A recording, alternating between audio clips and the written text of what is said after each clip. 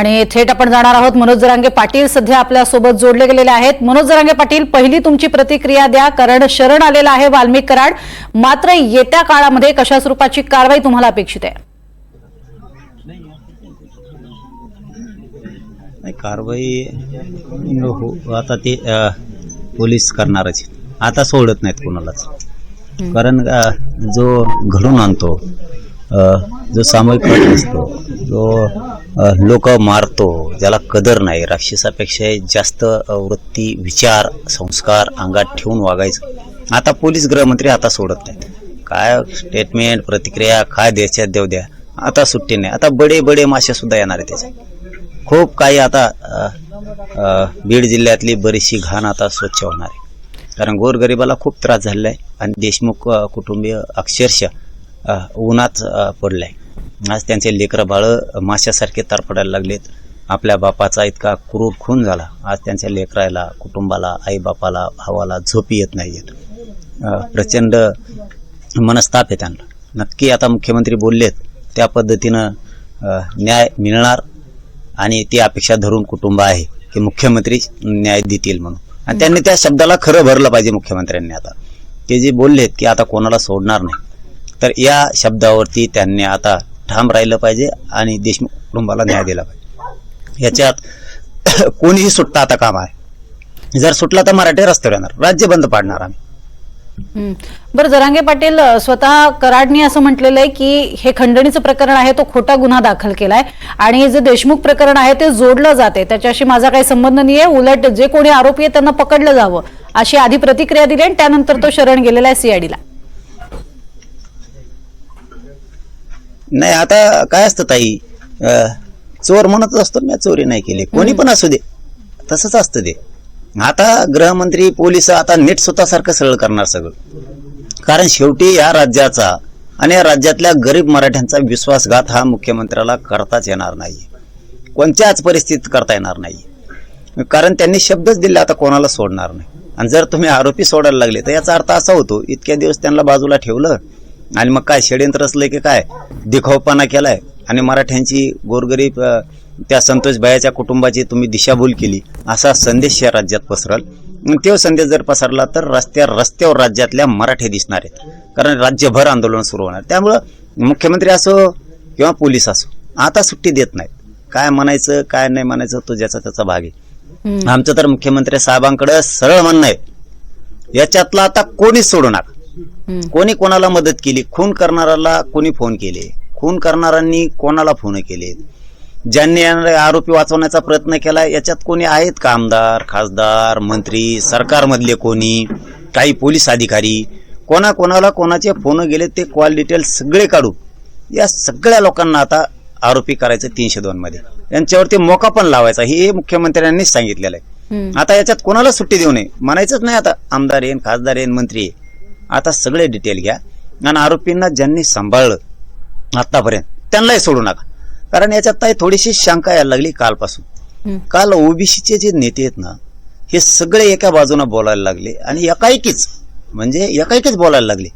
जे ओबीसीचे नेते सामाजिक काम करतायत, त्यांना राजकीय पार्श्वभूमी नाहीये, असे सामाजिक ओबीसीचे नेते कालपासून बोलायला लागले की ओबीसीचा मंत्री हे म्हणून त्याला विरोध करायला लागले।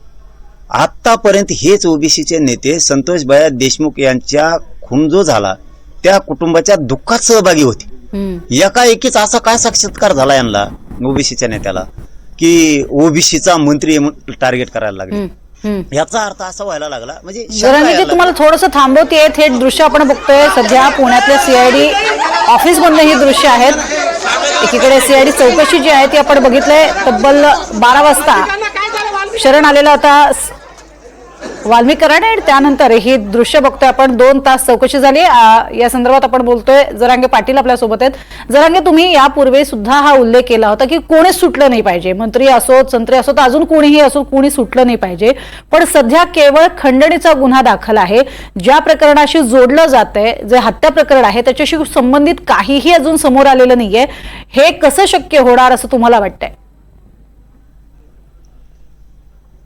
नाही, शक्य आहे ताई, ते पोलिसांना सगळे रिपोर्ट आहेत, सगळ्या बातम्या आहेत, सगळे त्यांच्याकडे माहिती आहे, सगळे आता CDR काढलेले आहेत, आणखीन काढतील. कोण कोण सहभागी आहेत, कोणाला फोन केलेत. कालची शंका सांगितलेली मी तुम्हाला आता की ओबीसीचे नेते बोलायला लागलेत. याचा अर्थ असा आहे की कुठल्या तरी मंत्र्यानं ओबीसीचं सांगितलं वाटतं की याच्यामध्ये माझं बी नाव येईन, तुम्ही उठा, असा अंदाजा. मग ओबीसीचे नेते काय कसं काय बोलायला लागले की ओबीसीचा मंत्री येईन, त्याला मुद्दाम टार्गेट करायला लागले. त्यात ओबीसीचा काय संबंध आला, याच्या जातीचा काय संबंध? एका लेकराचे खून करून टाकलाय तुम्ही, याच्या जातीचा काय संबंध? कधी न बोलणारे ओबीसीचे चांगले नेते बोलायला लागले. याचा अर्थ याच्यात बडे बडे मंत्री सुद्धा असायला पाहिजेत, अशी काल शंका आहे. ते बोललेच नाही, ते डायरेक्ट म्हणले असते जो खुनामध्ये सापडलाय, जो खंडणीत सापडलाय, हे सगळे मध्ये टाका, असं ओबीसीचे नेते बोलले असते. ते डायरेक्ट मंत्र्यांवरती बोलले की मंत्र्याला टार्गेट केलं जाते, ओबीसीचा आहे म्हणून. याचा अर्थ असा आहे की तो सुद्धा त्याच्यात आहे की काय, अशी आता शंका यायला लागली. ती सुद्धा चौकशी आता पोलिसांनी केली पाहिजे. याच्यात मंत्री कोण आहेत, यात आमदार कोण आहेत, खासदार कोण आहेत, आणि यांच्यावरती सगळे हे खंडणीपासूनच हे लफडं झालंय सगळं. खंडणीतून खून सामूहिक यांनी कट रचला. खंडणी मागायला पाठविलं आणि मग खून केला. मग पाठवणारा कोण, खंडणी मागणारा कोण, आणि जो पाठवत होता तो खंडणी घेऊन कोणाला देत होता, कोणत्या आमदाराला, कोणत्या मंत्र्याला, हे सगळं आता उघडं पडलं पाहिजे. ही संधी मुख्यमंत्री साहेबाला सुद्धा की महाराष्ट्रातल्या गोरगरीब जनतेला मी न्याय देऊ शकतो, हे मुख्यमंत्री आता सिद्ध करू शकतात आणि त्यांनी ते आता करायला पाहिजे. माझ्या सरकारमध्ये अमुक आहेत म्हणून मी त्यांना सोडतो, या भूमिकेत मुख्यमंत्र्यांनी येऊ नये. कारण मुख्यमंत्र्यांकडून आशा आणि इच्छा आहेत की ते न्याय देतील, आणि आम्हाला सुद्धा इच्छा आहे आणि आशा सुद्धा आहे की मुख्यमंत्री 100% न्याय देतील. नाही दिला याच्यातला कोणी सुटला, कारण खंडणीपासून ते खुनापर्यंत हे सगळेच 120B मध्ये म्हणजे सामूहिक कटात आहेत. त्यांना सगळ्यावरतीच मोका लावून 120B लावून 302 लावून हे सगळे मध्ये टाका. यातला एकच सुटला, महाराष्ट्रातला मराठा रस्त्यावर आलाच म्हणून समजा. बरं जरांगे पाटील, या संपूर्ण प्रक्रियेमध्ये जर आपण बघितलं तर खून झाल्यापासून फरार असणं, त्यानंतर फोटो येणं उज्जैनमधनं, त्यानंतर मोबाईल जो आहे तो स्विच ऑफ होणं, आणि त्यानंतर थेट पुण्यामधनं अशा पद्धतीनं CID मध्ये आत्मसमर्पण, याला सुद्धा एक संशयाचा वास येतोय असं विरोधकांचं म्हणणं आहे. तुम्हाला यामध्ये कुठे संशय येतोय का, असं जाणवतंय का की हे सगळं प्रीप्लॅन्ड आहे? खरंच आहे ते का खोटं आहे का? कारण ते खालचे पोरं गेले असते ना यांच्या म्हणण्यावर खंडणी मागायला, यांनी नाही त्या कोणत्या कंपनी का फंपनी त्यांनी नसते दिले. कुठल्या तिथे एक दलित बांधवाच्या पोराला हाणमार केली म्हणून तो गोरगरिबांना वाचवण्यासाठी आपला बिचारा सरपंच संतोष भैया गेले, मग त्याचाही खून करायला सांगितलं यांनी खंडणीसाठी. असंच असू शकतं हे. मग वरच्याचा हात असल्याशिवाय हे पोरं उचलत नाहीत. मग ते पोरं म्हणले असतील आम्ही तुमचे नाव सांगणार आहेत, असं असू शकतं 100%. कारण याच्यात कोणीच वाचत नाही आता, कारण ते फरार आहेत 3 तेही वाचत नाहीत, हे 2-4 मध्ये आहेत हे वाचत नाहीत. आता कोण धरला एक तो बी वाचत नाही. गुंडाच्या टोळ्या संभळतो का काय, हो खुनपाडाच्या टोळ्या संभळतो काय, हो बी आज धरलाय पोलिसांनी. हे काय सहजासहजी थोडे शरण आलेले लोक आहेत, यांनी अगोदर बघितलं जुळत आहे का काय. पण यांच्यावर यांच्या मालकासहित मध्ये जाणार आहेत. यांचे कोण कोण मालक आहेत ना आता, हे जे आता घेण्या देण्याचे कोठे राखीत होते दुसऱ्याचे, त्यांना कोठे राखायची सवय होती. उभ्या आयुष्याचं वाटलं ह्या यांच्या कोण नेता का मालक आहेत त्याचंही झालं, आता यांचंही झालं, आणि यांनी आमचा एक जीव पण घेतला, एक बळी पण घेतला. आता सुट्टी नाही, आता सुट्टी नाही. मुख्यमंत्र्यांनी देऊ नये. यांना ज्यांनी लपून ठेवलं तेही आता सह आरोपी केले पाहिजे. त्या घरावले सुद्धा, कोणचे हॉस्पिटलवाले आहेत, कोणचे हॉटेलवाले आहेत, कोणी यांना पैसे पुरवलेत का, यांनी कोणाकोणाला फोन केलेत, याच्यात कसलाच मुलायजा नाही केला पाहिजे आता कोणाचाच. आणि मुख्यमंत्री करतील, यांना कोणाला सोडणार नाहीत. आता असं काम करतील अशी 100% आशा आहे. आणि मुख्यमंत्र्याच्या शब्दावरच मराठा समाज शांत आहे. जर काय दगाफटका मराठ्यांशी झाला आणि मुख्यमंत्री साहेबांनी दिलेला शब्द पाळला नाही, मराठे रस्त्यावर आलेच म्हणून समजायचे. सुट्टी आम्ही देत नसतो, कारण शेवटी खून झालाय, याच्या जातीचा संबंध नाही. ओबीसीच्या नेत्यानं ओबीसीचा मंत्री वाचवायची काही गरज नाही. हेच जर तुमच्या कुणाच्या घरात झालं असतं आणि जर आम्ही मराठी तुमच्या विरोधात उठलो तर तुम्हाला चालन का? ते लोकशाहीला शोभल का? ते माणुसकीला शोभतं का? कोणत्या दिशेला घेऊन चाललेत ओबीसीचे नेते? सामाजिक काम करत असून सुद्धा सामाजिक ओबीसीचे नेते कोणत्या दिशेला महाराष्ट्र घेऊन चाललात? किती दिवस रे बाबा जातीवाद पसरणार तुम्ही? याच्यात खून केलाय, जातीचा काय संबंध? ओबीसीचा नेता तुम्ही टार्गेट केला म्हणताय, याचा अर्थ याच्यात ओबीसीचा सुद्धा मंत्री असायलाच पाहिजे, 100% असायला पाहिजे. आम्ही आतापर्यंत हे शब्दच वापरला नाही 20-25 दिवसात कसलाच. आपणही मीडिया साक्षाला आहे, पण आम्ही कालपासून का बोलायलो की त्यांचे ओबीसीचे नेते बोलायला लागले की आमचा ओबीसीचा मंत्री टार्गेट केला. याचा अर्थ तो बी दिसतोय. मग म्हणजे हे खूप मोठं रॅकेट हे मुख्यमंत्र्यांनी आणि पोलिसांनी शोधून काढलं पाहिजे. ते कुटुंब प्रचंड भयभीत देशमुखांचं झालेलं आहे, त्यांना संरक्षण तातडीनं दिलं पाहिजे.